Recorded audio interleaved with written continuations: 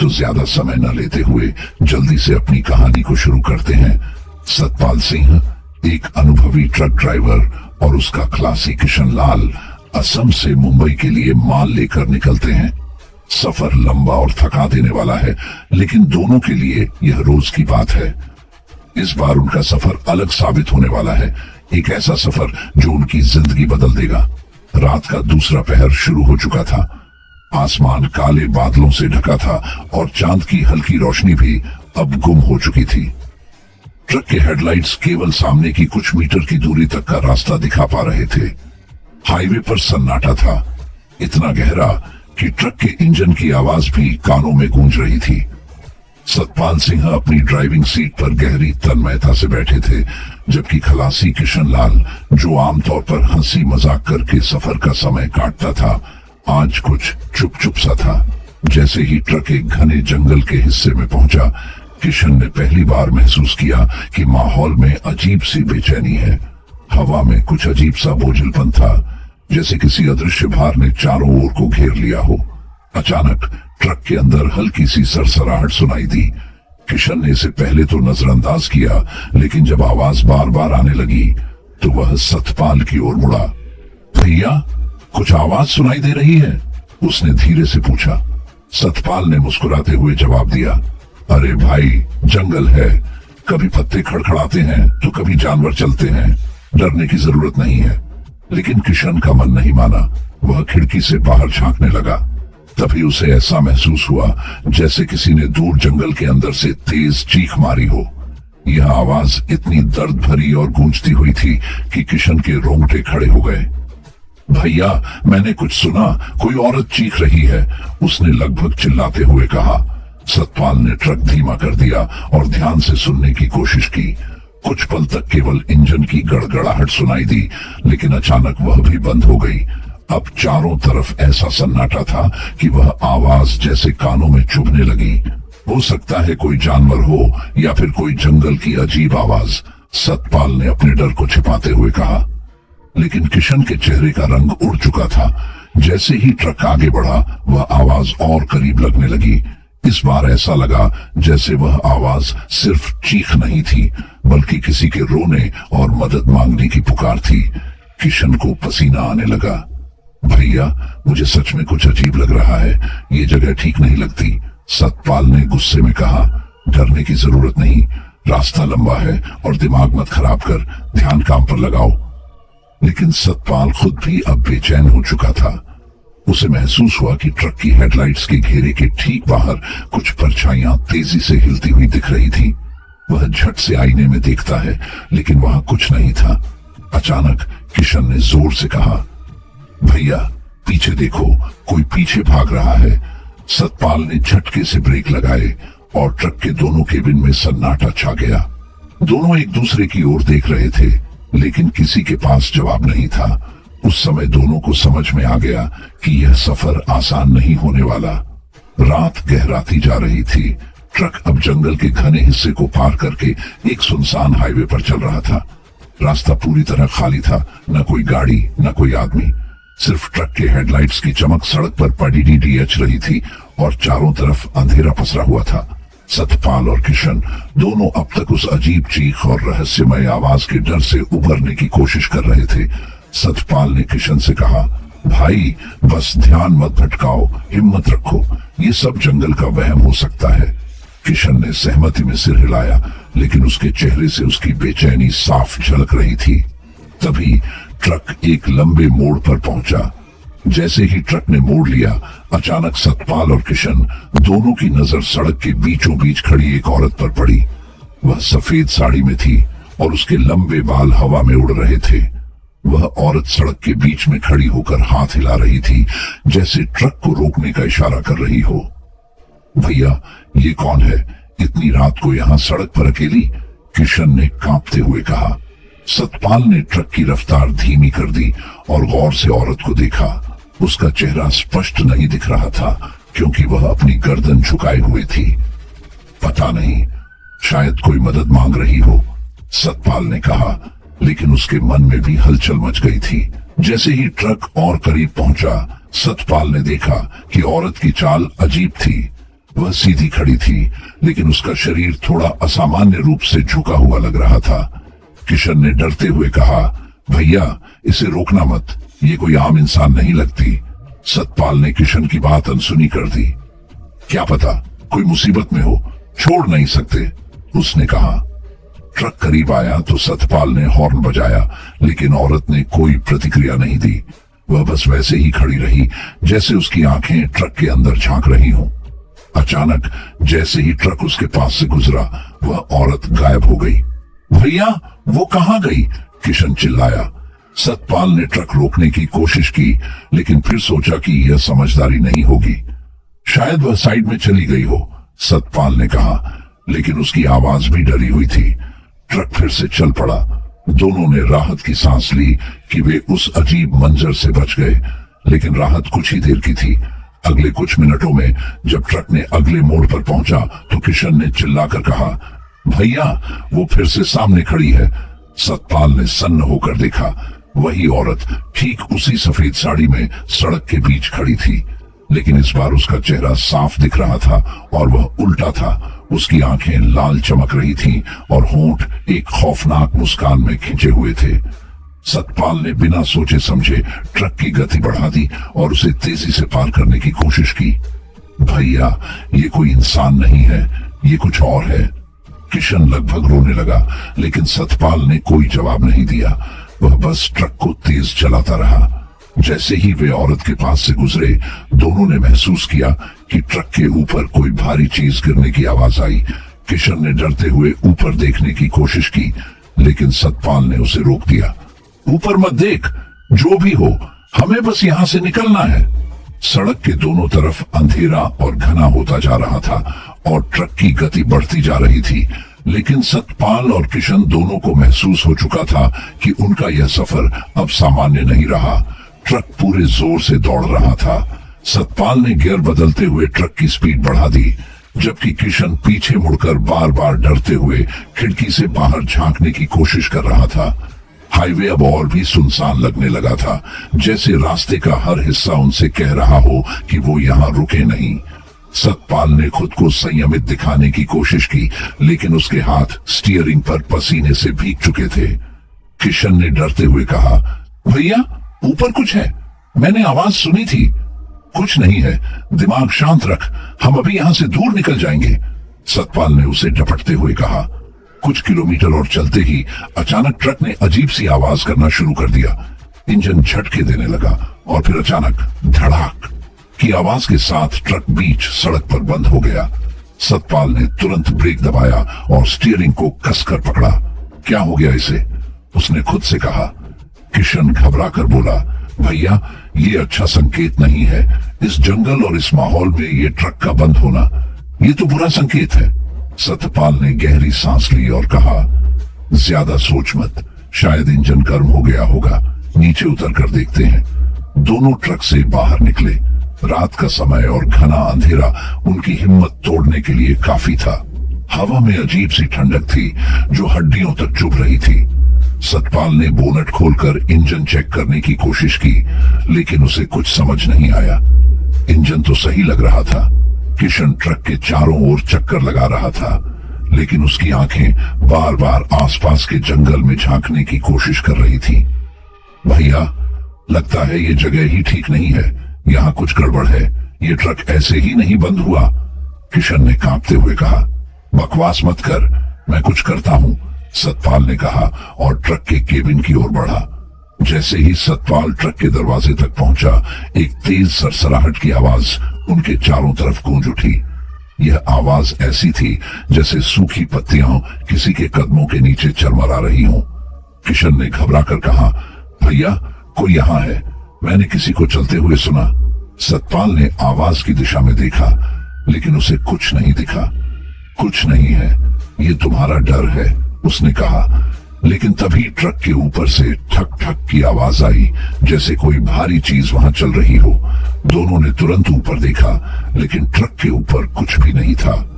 भैया अब मैं सच में डर रहा हूं, ये सब कुछ ठीक नहीं है, किशन ने लगभग रोते हुए कहा। शांत रहो, मैं स्टार्ट करने की कोशिश करता हूं, सतपाल ने कहा और केबिन में घुसकर ट्रक स्टार्ट करने की कोशिश की। जैसे ही उसने चाबी घुमाई, ट्रक का हॉर्न अपने आप बजने लगा। यह हॉर्न सामान्य नहीं था, ये बहुत तेज और लगातार बजता जा रहा था, जैसे किसी ने इसे पूरी तरह से बेकाबू कर दिया हो। किशन चीख उठा, भैया ये ट्रक नहीं, ये जगह ही शापित है। तभी एक और भयानक घटना घटी। ट्रक की हेडलाइट्स अपने आप चालू हो गईं और सड़क पर सामने की ओर रोशनी पड़ने लगी।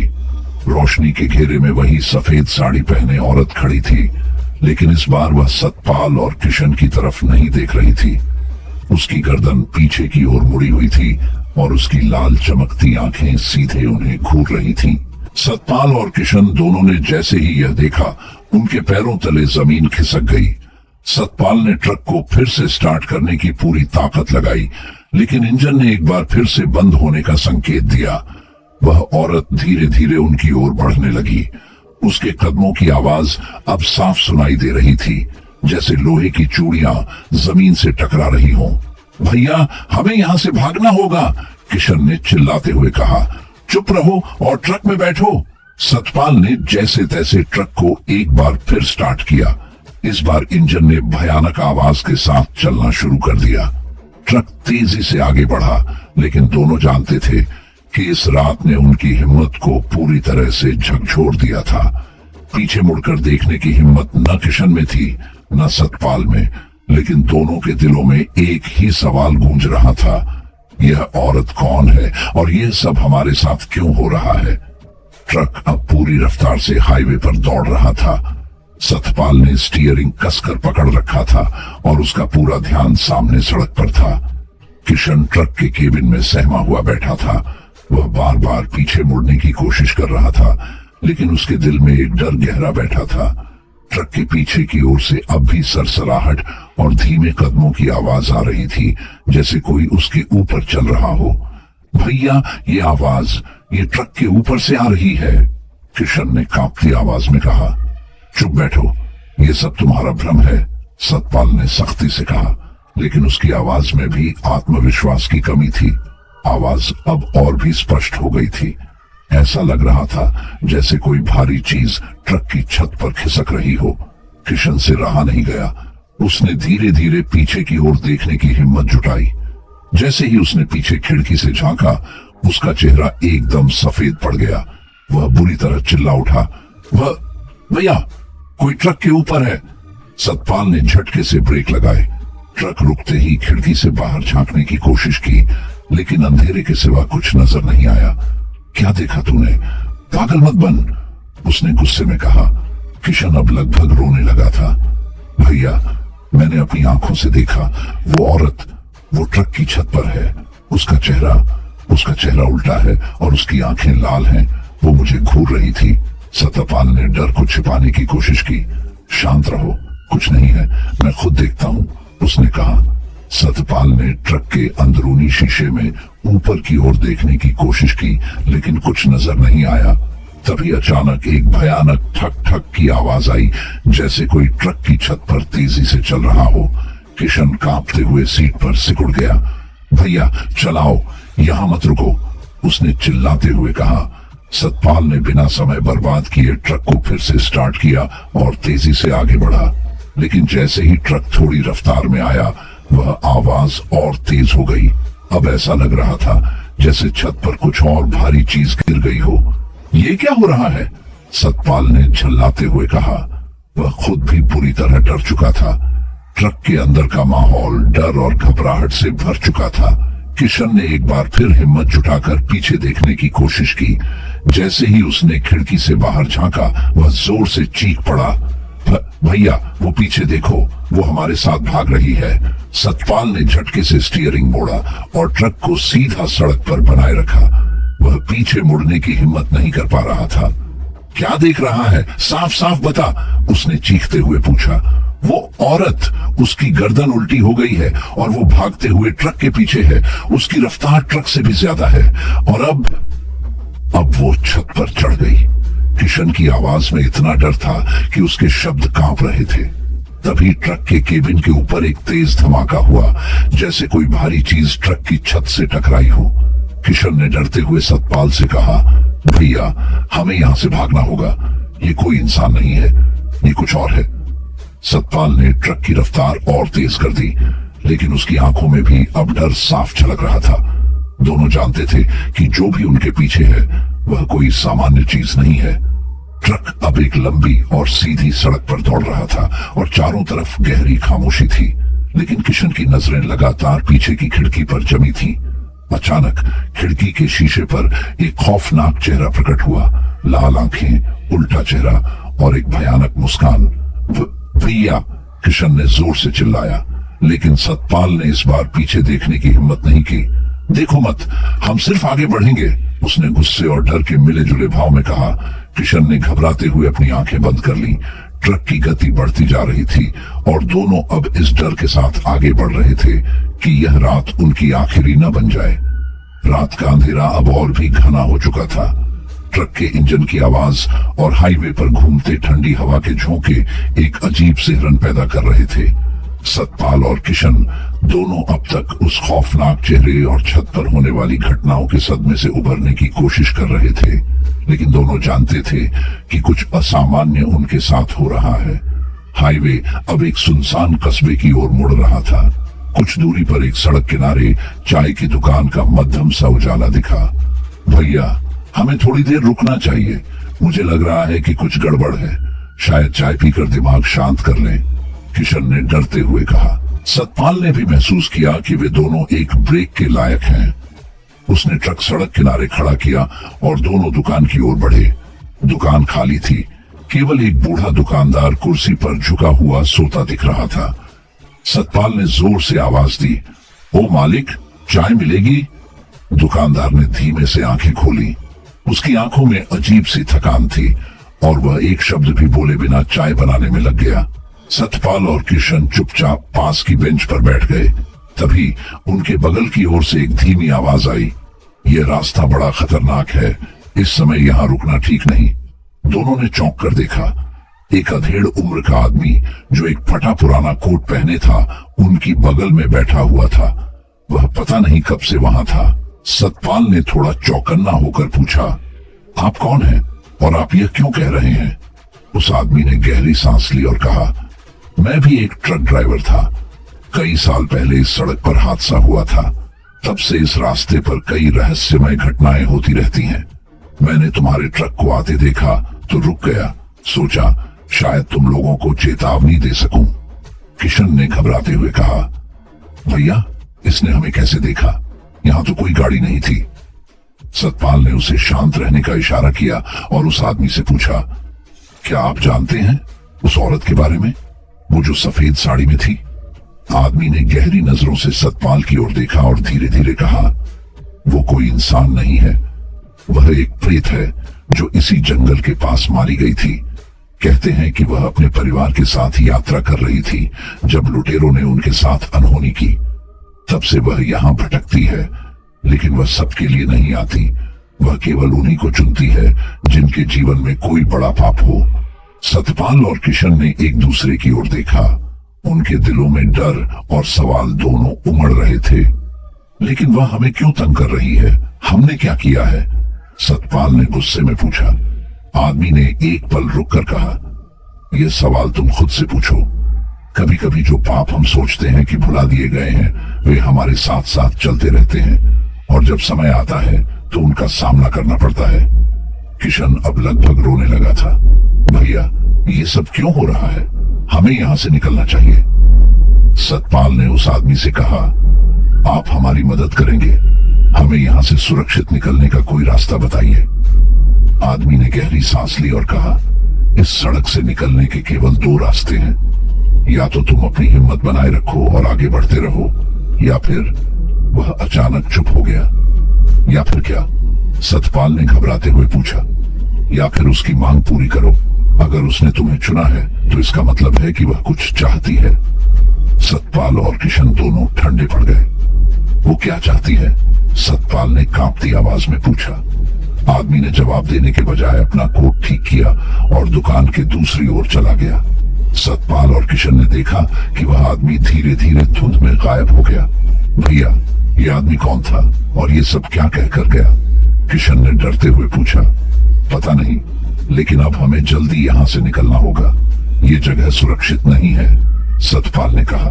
दोनों जल्दी से ट्रक में लौटे, लेकिन सतपाल के दिमाग में वह आदमी और उसकी बातें गूंज रही थी। क्या वह सच कह रहा था? और अगर सच में वह औरत उनसे कुछ चाहती है तो क्या वे उसे देकर बच सकते हैं? ट्रक फिर से हाईवे पर दौड़ने लगा। सतपाल और किशन दोनों की सांसें तेज थीं। उस रहस्यमय यात्री की बातें उनके दिमाग में घूम रही थी। ट्रक के केबिन में खामोशी पसरी हुई थी, लेकिन बाहर का माहौल असामान्य रूप से भारी लग रहा था। सतपाल ने स्टीयरिंग कसकर पकड़ा हुआ था और किशन बार बार पीछे खिड़की की ओर देख रहा था। रात और गहरी हो चुकी थी। जंगल अब भी दोनों तरफ से सड़क को घेर रहा था। सतपाल ने ट्रक की हेडलाइट्स हाई बीम पर डाल दी ताकि दूर तक देख सके। तभी अचानक सड़क पर फिर से वही सफेद साड़ी पहने औरत दिखाई दी। वह ट्रक के ठीक सामने खड़ी थी और इस बार उसकी आंखें सतपाल को सीधे घूर रही थीं। भैया, वो फिर से सामने है, किशन ने चीखते हुए कहा। सतपाल ने ब्रेक मारने की कोशिश की, लेकिन ट्रक का ब्रेक काम नहीं कर रहा था। ट्रक सीधे औरत की ओर बढ़ता गया। भगवान के लिए हट जा, सतपाल ने चिल्लाया। जैसे ही ट्रक औरत के करीब पहुंचा, वह अचानक हवा में गायब हो गई। ट्रक एक झटके से रुक गया और सतपाल और किशन दोनों अपनी सीटों पर झटके से आगे की ओर गिर पड़े। केबिन में अजीब सी ठंडक भर गई और ट्रक का इंजन अपने आप बंद हो गया। किशन ने कांपते हुए कहा, भैया, वो यहीं है, मैं महसूस कर सकता हूँ। सतपाल ने खुद को संभाला और हिम्मत करके बाहर झांकने की कोशिश की। चारों तरफ सन्नाटा था, न कोई आवाज, न कोई हलचल, लेकिन ट्रक के शीशे पर हल्की धुंध जमा हो चुकी थी, जैसे कोई ठंडी चीज पास से गुजरी हो। तभी एक भयानक ठक ठक की आवाज ट्रक की छत पर गूंजी। ऐसा लग रहा था जैसे कोई भारी चीज ऊपर चढ़ रही हो। भैया, वो छत पर है, हमें यहाँ से भागना होगा, किशन ने लगभग रोते हुए कहा। सतपाल ने चाबी घुमाई, लेकिन ट्रक का इंजन चालू नहीं हो रहा था। वह लगातार कोशिश करता रहा, लेकिन हर बार इंजन केवल एक भयानक घुरघुराहट की आवाज निकालता और बंद हो जाता। तभी एक खौफनाक चीख सुनाई दी। ये चीख इतनी जोरदार थी कि सतपाल और किशन के कान सुन्न हो गए। छत पर कुछ भारी चीज तेजी से हिलती हुई लग रही थी और फिर ट्रक के सामने का शीशा अचानक से टूट गया। एक सफेद आकृति शीशे के टुकड़ों के साथ ट्रक के अंदर घुस आई। यह वही औरत थी। उसकी आंखें अब और भी लाल थीं और उसका चेहरा पहले से ज्यादा डरावना लग रहा था। उसके लंबे बाल हवा में झूल रहे थे और उसकी उंगलियां लंबी और नुकीली हो चुकी थीं।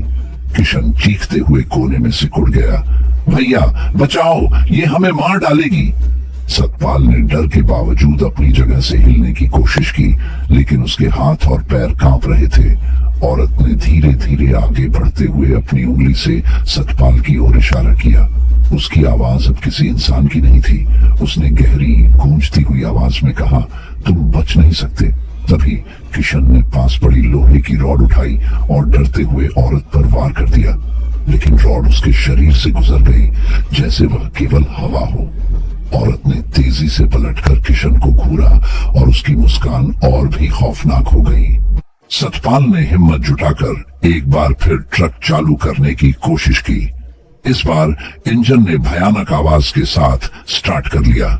सतपाल ने तुरंत ट्रक को गियर में डाला और पूरी ताकत से उसे आगे बढ़ाया, लेकिन औरत ने अपनी तेज नुकीली उंगलियों से ट्रक की छत पकड़ ली। वह ट्रक के साथ साथ दौड़ने लगी और उसकी चीखें पूरे जंगल में गूंजने लगी। किशन लगातार भगवान का नाम जप रहा था और सतपाल ने अपनी आंखें बंद करके बस ट्रक को सड़क पर बनाए रखने की कोशिश की। आखिरकार जब ट्रक ने जंगल का घना इलाका पार किया और सड़क खुली जगह पर आई, तो औरत की चीखें धीमी होने लगी। कुछ ही क्षणों में वह ट्रक से अलग होकर गायब हो गई। ट्रक के केबिन में एक बार फिर सन्नाटा छा गया। सतपाल और किशन दोनों सांस लेने के लिए हाँफ रहे थे, लेकिन वे जानते थे कि यह केवल एक पल की राहत है। यह औरत आसानी से उनका पीछा छोड़ने वाली नहीं थी। अब क्या करेंगे भैया? यह प्रेत हमें जिंदा नहीं छोड़ेगा, किशन ने डरते हुए कहा। सतपाल ने गहरी सांस लेते हुए कहा, जो भी हो हमें चलते रहना होगा, यह रुकने का समय नहीं है। लेकिन दोनों को एहसास हो चुका था कि यह रात उनके जीवन की सबसे खतरनाक रात है। ट्रक अब तेजी से सुनसान सड़क पर दौड़ रहा था। सतपाल और किशन दोनों के चेहरों पर गहरी चिंता और डर साफ झलक रहा था। वे अभी अभी उस भयानक औरत के चंगुल से बचे थे, लेकिन उनके दिल में डर बसा हुआ था कि वह कभी भी वापस आ सकती है। कुछ किलोमीटर आगे सड़क किनारे एक हल्की रोशनी दिखाई दी। वह एक छोटे से मंदिर की प्रतीत हो रही थी। भैया, वो देखो, मंदिर है, शायद वहां कोई हमारी मदद कर सके, किशन ने राहत की उम्मीद से कहा। सतपाल को भी यह विचार ठीक लगा। उसने ट्रक को मंदिर के पास रोक दिया। यह एक छोटा सा शिव मंदिर था जो लगभग वीरान और खंडहर जैसा दिख रहा था, लेकिन वहां एक साधु बैठा था जो धूनी रमाए हुए ध्यान में लीन था। सतपाल और किशन डरते डरते साधु के पास पहुंचे। साधु की आंखें बंद थीं, लेकिन जैसे ही वे दोनों उसके पास पहुंचे, उसने अपनी आंखें खोली। उसकी आंखों में गहरी चमक और चेहरे पर एक विचित्र सी गंभीरता थी। तुम दोनों के चेहरों पर भय साफ दिख रहा है। बताओ, किस प्रेत का साया है तुम पर? साधु ने गहरी गूंजती हुई आवाज में कहा। सतपाल ने जल्दी जल्दी पूरी कहानी साधु को सुना दी, हाईवे पर मिली उस औरत से लेकर ट्रक में उसके हमले तक। किशन ने कांपती आवाज में जोड़ा, बाबा, वो हमें मार डालेगी, हम बच नहीं सकते। साधु ने कुछ देर तक चुप रहकर दोनों को गहराई से देखा। फिर उसने कहा, तुम्हारे साथ जो हो रहा है वह साधारण नहीं है।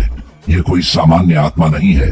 यह एक अत्यधिक शक्तिशाली प्रेत है जो बदले की आग में जल रही है। बाबा, ऐसा क्यों हो रहा है? हमने क्या किया है? सतपाल ने घबराते हुए पूछा। साधु ने अपनी धूनी में से राख उठाई और उसे सतपाल के माथे पर लगाते हुए कहा, उस प्रेत का पीछा करना कोई साधारण घटना नहीं है। वह केवल उन्हीं को चुनती है जिनके कर्म उसे पुकारते हैं।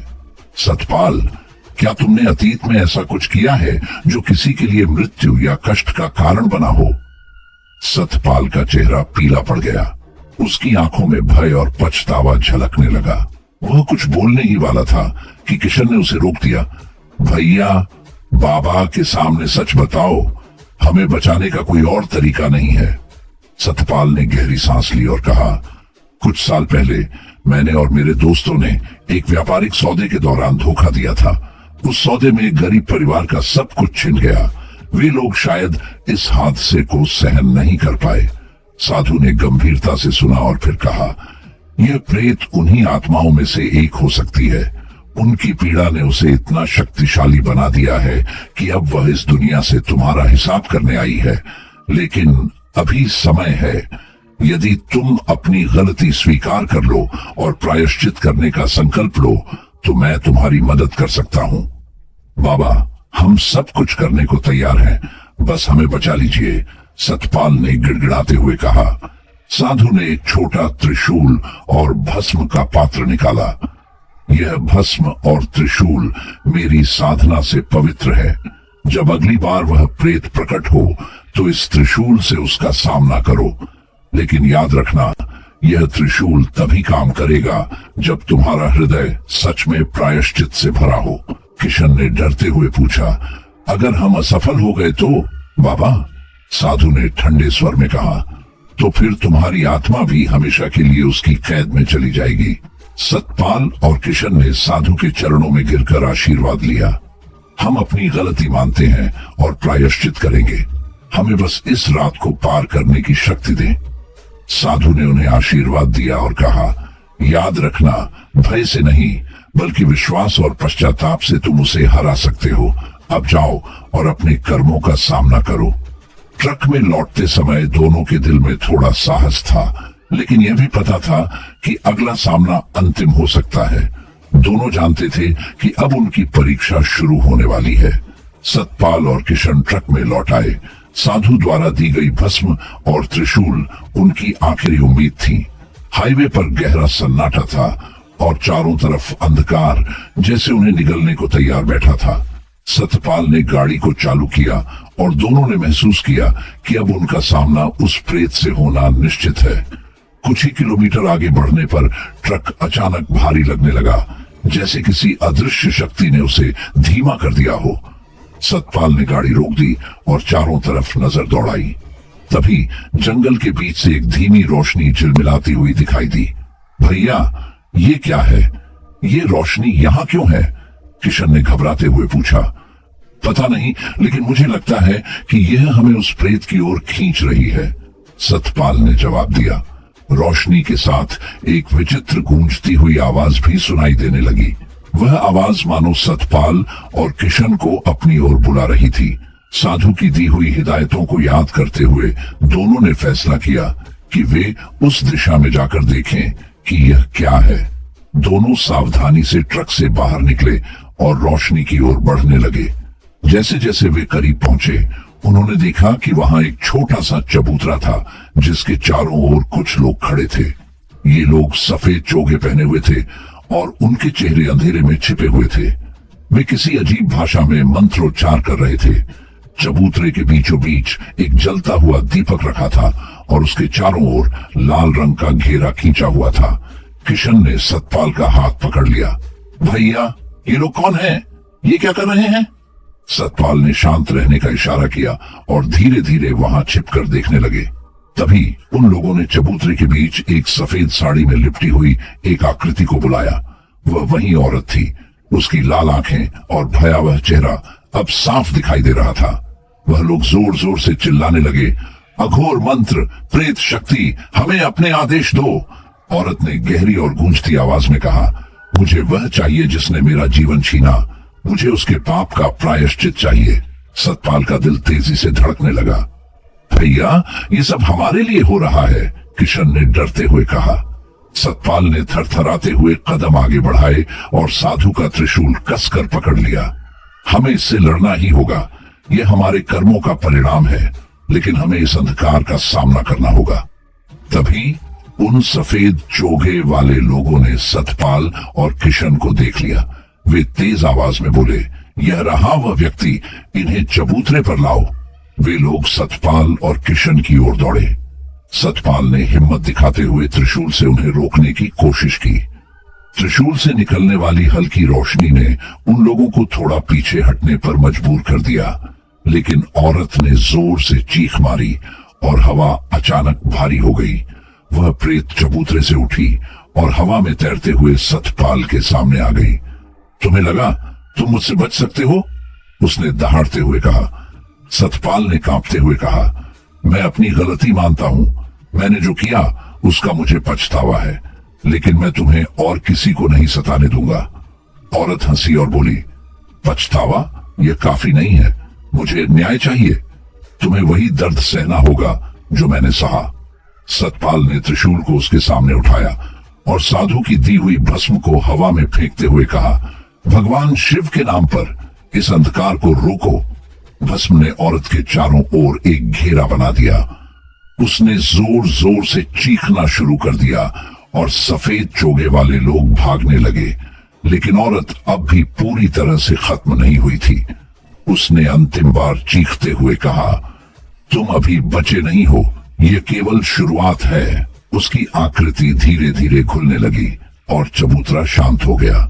सतपाल और किशन ने राहत की सांस ली, लेकिन वे जानते थे कि यह युद्ध अभी समाप्त नहीं हुआ है। उनके पाप का प्रायश्चित करना बाकी था। चबूतरे पर मची भगदड़ और प्रेत की धमकी के बाद सतपाल और किशन ने अपने भीतर की बची खुची हिम्मत को बटोरा। भस्म और त्रिशूल ने प्रेत को रोकने में मदद जरूर की थी, लेकिन उनकी जंग अभी खत्म नहीं हुई थी। उन्हें समझ में आ गया कि इस चुड़ैल से बचने के लिए उसका अतीत जानना और उसके अधूरे काम को पूरा करना बेहद जरूरी है। साधु की बातों को याद करते हुए सतपाल ने कहा, भैया, बाबा ने कहा था कि यह प्रेत बदले की आग में जल रही है। इसका मतलब है कि जब तक हम यह नहीं समझेंगे कि इसे न्याय क्यों चाहिए, तब तक यह हमें नहीं छोड़ेगी। किशन ने डरते हुए जवाब दिया, लेकिन भैया, हम इसे कैसे जाने? वो चुड़ैल तो हमें खत्म करने पर तुली है। तभी सतपाल को उस रहस्यमय यात्री की बात याद आई। उसने कहा था, यह आत्मा बहुत पहले मारी गई थी और इसकी मौत की कहानी इस हाईवे से जुड़ी है। सतपाल ने ट्रक को चालू किया और पास के गांव का रुख किया। वह जानता था कि चुड़ैल की कहानी और उसकी मौत का रहस्य कहीं न कहीं इसी इलाके में छुपा हुआ है। गांव का सच सामने आता है। कुछ किलोमीटर चलने के बाद सतपाल और किशन एक पुराने गांव में पहुंचे। गांव की हालत खस्ताहाल थी। टूटी फूटी झोपड़ियां, सन्नाटा और हर तरफ अजीब सा भयावह माहौल। एक बूढ़ा व्यक्ति जो गांव के बाहर बैठा हुआ था उन्हें देखकर चौकन्ना हो गया। क्या तुम लोग बाहरी हो? बूढ़े ने गंभीर आवाज में पूछा। सतपाल ने जवाब दिया, हाँ बाबा, हम यहाँ एक प्रेत के बारे में जानने आए हैं। वह हमें मारना चाहती है, कृपया उसकी कहानी बताइए। बूढ़ा व्यक्ति उनकी बात सुनकर घबरा गया। उसने चारों ओर देखा और धीमी आवाज में कहा, तुम जिस आत्मा की बात कर रहे हो वह कमला है। यह गांव और यह सड़क उसके दर्द और बदले की कहानी का गवाह है। सतपाल ने और जानने की जिज्ञासा से पूछा, क्या हुआ था उसके साथ? वह ऐसी क्यों हो गई? बूढ़े व्यक्ति ने आह भरते हुए कहा, कमला इसी गांव की लड़की थी। उसकी शादी कुछ साल पहले शहर के एक आदमी से तय हुई थी जो ट्रक ड्राइवर था। शादी के बाद कमला ने अपने पति के साथ एक नई जिंदगी शुरू की, लेकिन वह आदमी लालची और क्रूर था। उसने कमला के पिता से जमीन और पैसा ऐंठने की कोशिश की। जब उसके पिता ने इनकार कर दिया तो उसने कमला को अकेले हाईवे पर छोड़ दिया। किशन ने भयभीत होकर पूछा, फिर क्या हुआ बाबा? बूढ़े ने कहा, हाईवे पर एक रात कमला की मदद के लिए कोई नहीं आया। वह अकेली और बेबस थी। उसी रात कुछ अपराधियों ने उसके साथ भयानक कृत्य किया और उसे मारकर वहीं छोड़ दिया।